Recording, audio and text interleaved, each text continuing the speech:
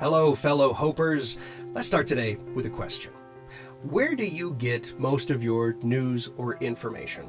And I encourage you to answer that question in the comments below. I'll give you a second to do that.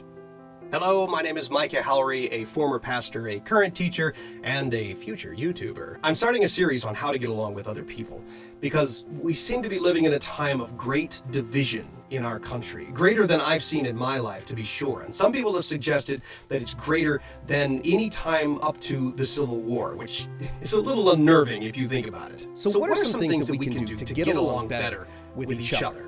And I'm not talking about getting along with people who live next door, or getting along with your friends, or not having fights with people. I'm talking about getting along with people with whom you disagree. Somebody from a different political perspective, somebody from a different moral perspective, somebody from a different religious perspective, somebody from a different culture. It doesn't matter, but somebody with whom you differ, how do you get along with that person better?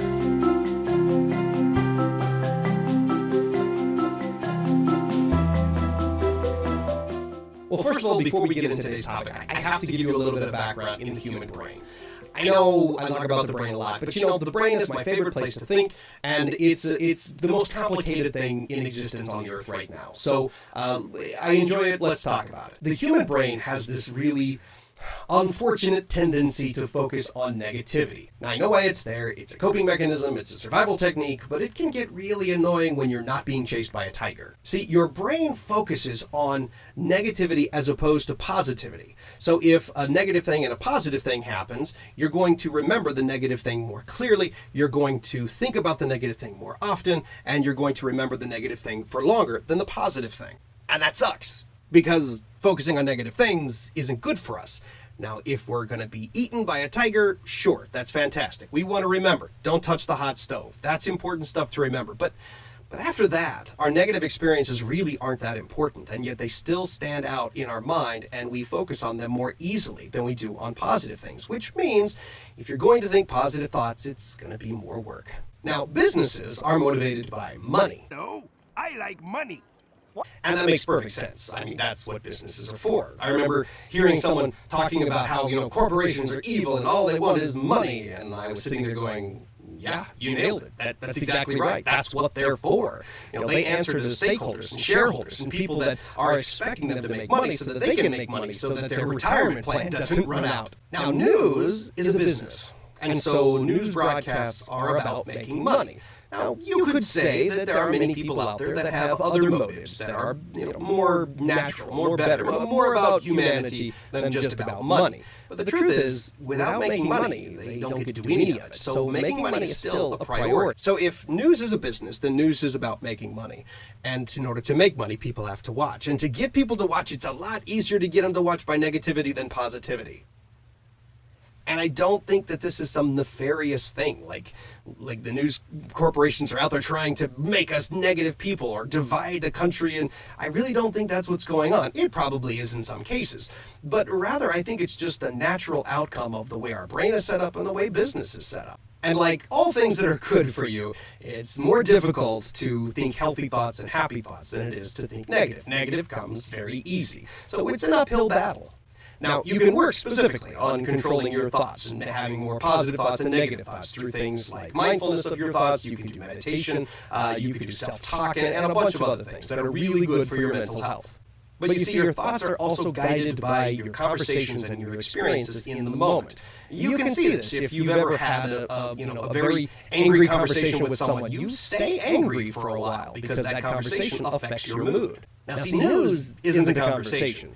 But your brain thinks it is. I mean, words are coming at you. You're processing them just like it was a conversation. The only difference is you can't talk back. Although if you're anything like me, you do talk back. You yell at the screen and tell it how stupid it is. And news isn't an experience either, but your brain thinks it is. When you watch the news about bad things, scary things, violent things that are happening all over the place, you internalize those things. You visualize them. Put yourself in the position of the people. So your brain thinks you're really experiencing these negative things when you're not. Now, you may or may not have ever noticed this, but getting along with other people is a lot easier when you're in a good mood. Anyone who's ever dealt with low blood sugar or premenstrual syndrome or pain, physical pain, you all know what I'm talking about. When you're in a bad mood, you just have a shorter fuse, and it's harder to get along with people. So if you want to get along with people, you want to try to stay in a good mood. And watching the news focuses you on negative things, negative conversations, negative experiences. And so you're usually in a bad mood when you do that. Getting along with other people is also a lot harder when you don't trust them. And because the news right now is so very much about us and them, pointing out the they over there, they aren't trustworthy, they've been lying to, it makes it a lot easier to feel like you've been lied to over and over again, and it makes it more difficult to trust people. I just got done taking a class called Multiculturalism as part of my continued education, so I can still stay a certified teacher. And in this class, I had to read a book, 2 books, in fact, on multiculturalism, and both of them contained a lot of what I call conservative trigger words. Words like intersectionality, white privilege, white power, racism, and systemic racism, and a whole bunch of other words that I've been told by my conservative media friends that those words aren't trustworthy, and so those who use those words are not trustworthy. Made it really difficult to learn from those books, even though they had a ton of really helpful information on how to understand people who come from other cultures and how to treat them, in a way that's beneficial in a classroom, which is my job. When we can't trust people because they are divided, they're other, they're over there, they're not us, they're not human, that makes it really hard to get along with people. It's also a lot easier to get along with people when you're focused on people rather than ideas. The distinction here is kind of like this.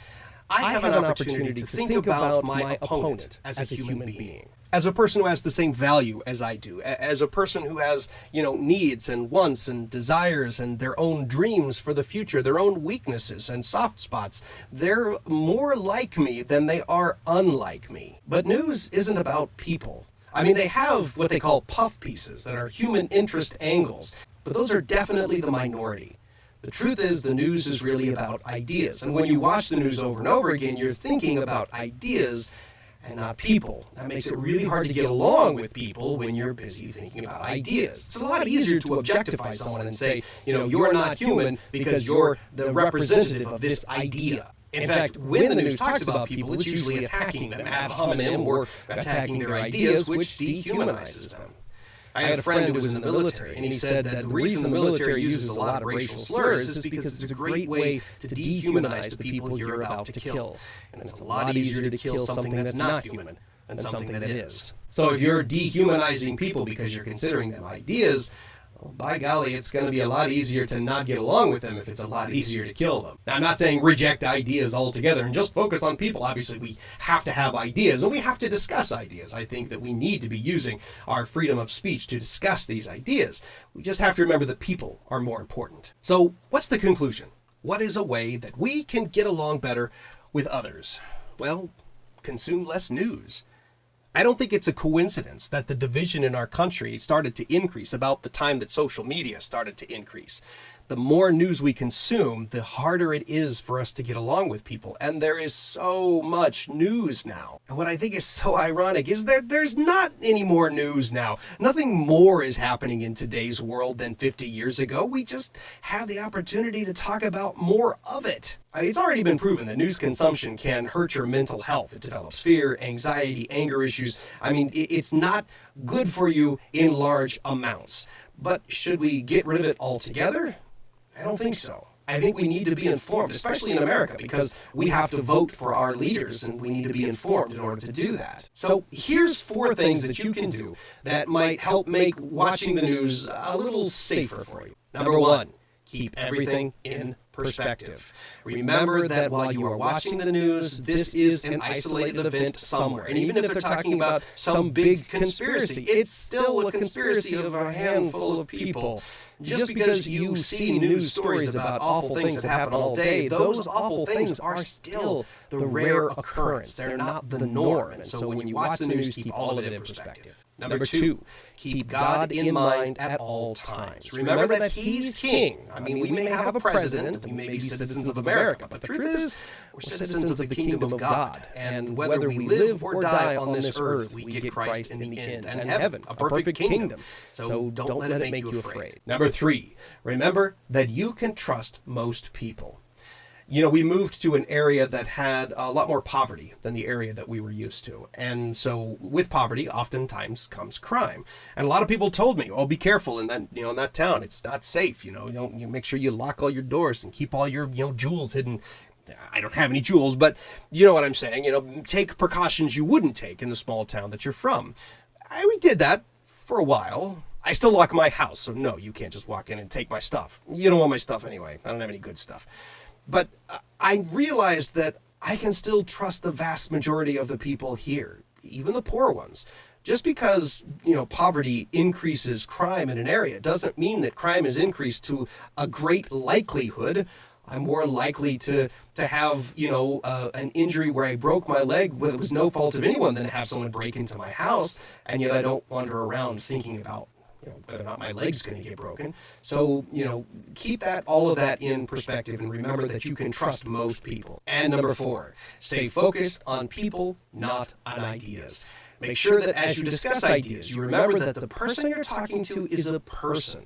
They're a human being. You're not in a Pokemon battle. You're in a conversation with another human being. And the things that you say to them, they matter. They make a difference in that person's life. And so make sure you remember the humanity of everyone that you're conversing with. Or, in the case of the news, everyone you're listening to. And that's it for today. In our next episode, we'll talk about other ways that you can get along with people easier in this world of high division and high energy and emotional volatility. Before you go, don't forget to answer today's question. Where do you get most of your news and information? Post that in the comments below. And every post and every comment to a post down there helps the algorithm think that this video is better, and it increases the probability of it being seen by other people. So, help me out. Make a comment, even if it's just to make fun of me. Also, don't forget to like the video and subscribe to the channel. Those are great ways to help the algorithm as well as to help me know what you like, what you don't like, and to improve my videos for the future. And most importantly, I want you to share the video. Because if this video gave you any level of peace above what you had before, other people need that too. So share this video on any social platform that you want. Help people to find these videos so that they can get the hope that you got through this and the encouragement and the instruction as well. You can also join me on Instagram and Facebook. You can follow me there.